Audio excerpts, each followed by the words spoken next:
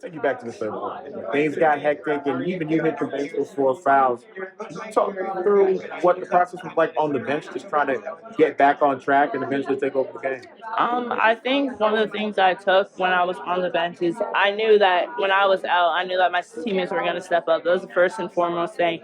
And going back to yesterday when we met Maya Moore, it was a great experience. One of the things that she said to us was to be present and stay in the moment. So I knew even though I wasn't producing on the court, I could produce on the bench and, with my encouragement and hyping up my teammates and, staying present in the moment because, I got to be ready for anything. I might go back in and, everyone made big plays. Lou made big plays, Caroline, Nika, Dorka. Dorka held down the fort for me and for the bigs when she was in there. Aubrey really coming out big. So I think it was a great team effort in that third quarter, and I'm just happy for my teammates. When we look at the fact that, it was really, really rocky for a second, I'd love to know just in terms of mentally on the bench, what was the group mindset like in terms of getting things back? Because I know it's usually a group effort, but was there a voice of reason that stuck out?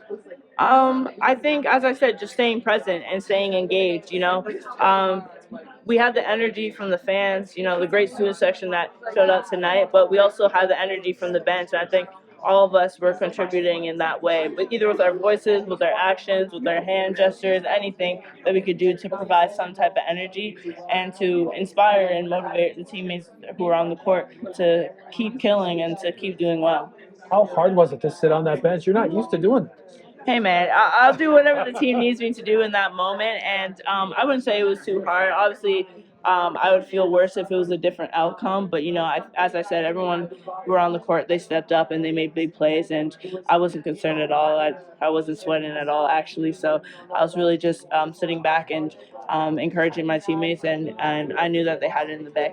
What do you learn from something like that? Is it anything, or is it just a bad night? Oh no, don't foul. That's what I learned.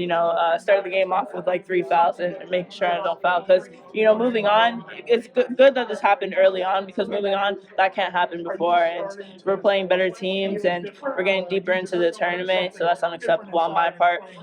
But just a learning experience. You ever been to Seattle? No, I have not. So I'm glad I'm here for 216. Can you take me through what it's like watching AZ finally round into form? I mean, she hit some big shots. Wasn't quite like the Texas game, but it's kind of shades to it. Oh, it was great to have her in rhythm. They just look like they're going in from the moment the ball left off her hands. And it was funny after the game, I told AZ, the return of AZ Foot is finally here, and she's like, you know what, you ain't seen nothing yet. So I'm excited for that, and I'm excited for what else she has to bring, especially starting Saturday. And as we get further into the tournament, we face better teams, bigger teams, more physical teams, and we got to have to be locked in individually and collectively as a team. So I think that's going to bring a lot to the table. Thank you, Lynn. Thank you. You talk about Aubrey tonight, just getting those rebounds, doing everything. Man, Aubrey, I don't know. She was a beast. And if I was watching her for the first time and I didn't know about her back history, I would just say she's an unbelievable player. And she really left her heart and everything on the floor tonight. And I think that everyone on the team really appreciate that. She's been going through a lot this whole week with her back, and to kind of show out and make it look effortless as if nothing has been going on with her.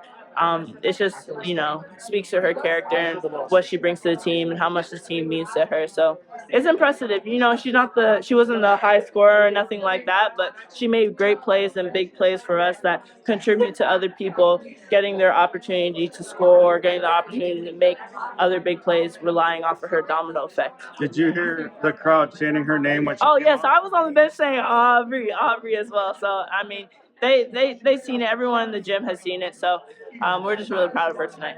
Would you say she brought energy? Oh, absolutely. I mean, her soaring in the air is energy alone. So Aaliyah, 2 1 seeds aren't going to make the Sweet 16, and you guys 29 straight in the program. Does it just go to show how hard it is to do what you guys are doing, and how does it make you feel to achieve this? It's a pretty amazing accomplishment. Absolutely.